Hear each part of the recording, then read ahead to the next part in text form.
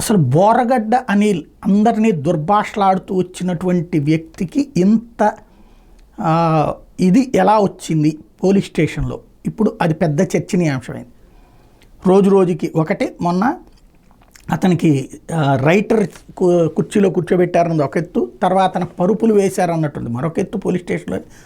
మూడవది ఒక పిల్లాడిని లోపలికి అనుమతించింది. ఇప్పుడు తాజాగా ఓవరాల్గా ఈ ఫుటేజీలు ఒకటి మొన్ననే చెప్పుకున్నాం. దాంట్లో ఎవరైతే ఆ పిల్లాడికి సంబంధించి కేసు ఇది సీసీటీవీ ఫుటేజ్ రిలీజ్ చేసినటువంటి అబ్బాయి మీదన శేషు అనేటటువంటి టెక్నీషియన్ మీద ప్లస్ ఒక రిపోర్టర్ మీద కేసు పెట్టారు. అయితే ఇంకా కొత్త వీడియోలు ఇప్పుడు వెలుగులోకి వచ్చినాయి. అందులో వాళ్ళ మేనల్లుడితో మాట్లాడినటువంటి ఇష్యూస్, అసలు ఎలా ఇలాంటి ఇతనికి అవకాశం ఇచ్చారు. ఒకటి ఆ మధ్యన హోటల్లో రెస్టారెంట్కి తీసుకెళ్ళడం, తాజాగా ఇది అన్నటువంటిది ఇప్పుడు పెద్ద చర్చనీయాంశమైంది. అసలు ఏ విధంగా అతనికి పలుకుబడి స్టేషన్లలో ఉందా అన్నటువంటిది, పాత పలుకుబడిని ఇప్పుడు వినియోగించారా, లేకపోతే ఏ విధమైనటువంటి, అంటే ఎవరినైనా సరే చులకనగా చూడడం అనేటటువంటిది అంగీకరించరు, but at the same time రాచమర్యాదలు ఎలా లభించినాయి అన్నటువంటి పాయింట్ చుట్టూతోనే ఇప్పుడు చర్చ నడుస్తోంది.